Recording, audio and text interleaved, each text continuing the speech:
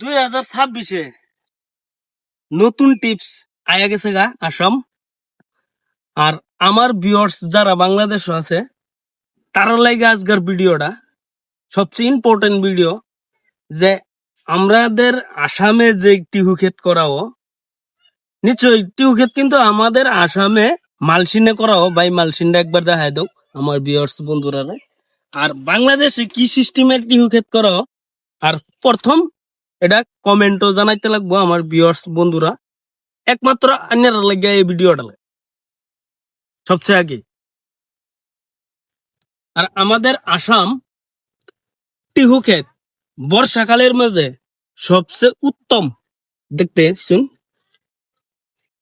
Actually কি এটা hybrid Tihu না, কোন ধরনের হাইব্রিড না।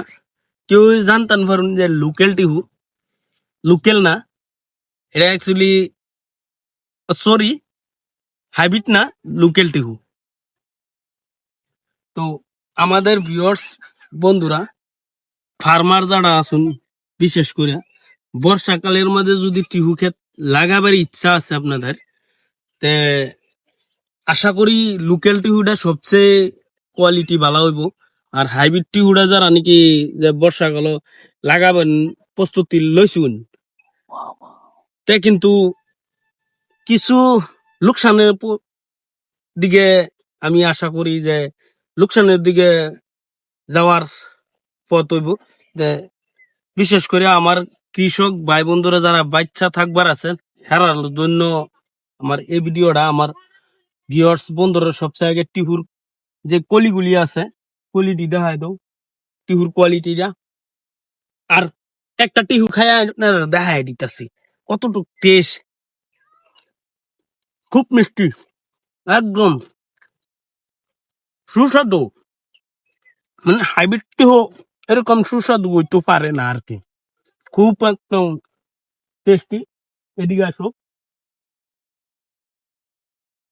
তো এটার বয়সটা বেশি দিন হয়েছে না, আজকে থেকে 60 দিন হয়েছে। আর এটা হইল মে মাস, আজকের দিনে 27 তারিখ, মে মাসের 27 তারিখ। তো আমার বিয়ার্সরা টিহুর কলিগুলি দেখা দাও। খুব একটা হাইব্রিডের নিচিনা কলি আছে। খেত বউ সে তো আকাশা বলতে খুব কম, যেহেতু আমরা টিহু ক্ষেতের মাঝে যদি মালসিন ফিটিং করছি বর্ষাকালের মাঝে, অত গরমের ভিতরে গরমের পার্সেন্টেজ একটা ব্যাং বাড়িছি। ব্যাঙ্গে মানে আমার গুতা মারছে, সে ব্যাংটা আমি পাঠাই দিছি। টিহু খেতিটা মানে কি একটা খুব একটা লাভবান খেতি সবচেয়ে। কারণ কেরে কছি লাভবান খেতি, টিহু বস্তুটা আমরা সবেই খাই, স্লাইডের লগেও খাই, ভাতের লগেও খাই, বা হুদা যেরকম মিষ্টি এইসবও খাই। তো সেই হিসেবে টিহুটা একটা আন্তরাষ্ট্রীয় ফল হিসাবে আমরা ঘোষণা করতাম পারি। সেগুলো থেকে আমার বাংলাদেশের ভাই বন্ধুরা, কৃষক ভাই বন্ধুরা যারা আসুন, যদি বাংলাদেশ আপনাদের কাছে টিহু, লোকাল টিহু বীজ আছে, নিশ্চয়ই এটা লেগে লাগাইতেন পারুন, খুব সুন্দর রেজাল্ট পাবেন। আর যদি মালসিন আছে, মালসিনটা একবার দেখাই দাও।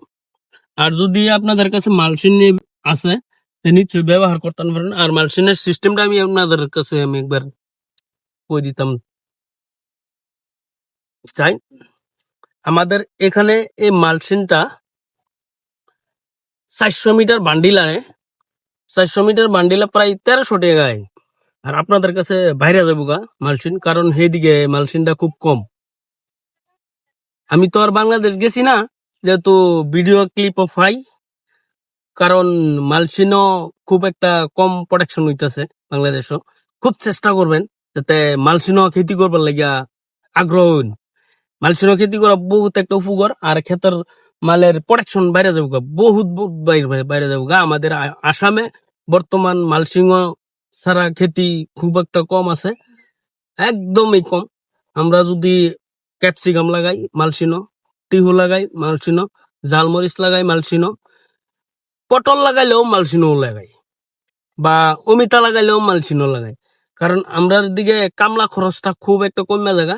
কারণ আমরা যারা গরিব কৃষক আছি, যারা পয়সার খুব একটা অভাবও আছি, তারা যদি মালচিং পেপার ব্যবহার করতেন পারেন, তা আমাদের কামলার খরচটা 50% কমে যাবো। আর মালচিং ব্যবহার করার এক মুহূর্তে কি সিস্টেমে ব্যবহার করতে লাগে আমি পরবর্তী ভিডিওর মধ্যে আপনাদের কাছে জানাই দিব। আর ঠিক তো, আর আজকের লাগে আর কি কইয়াম, আমার নতুন ভিউয়ার্স আছে 92%।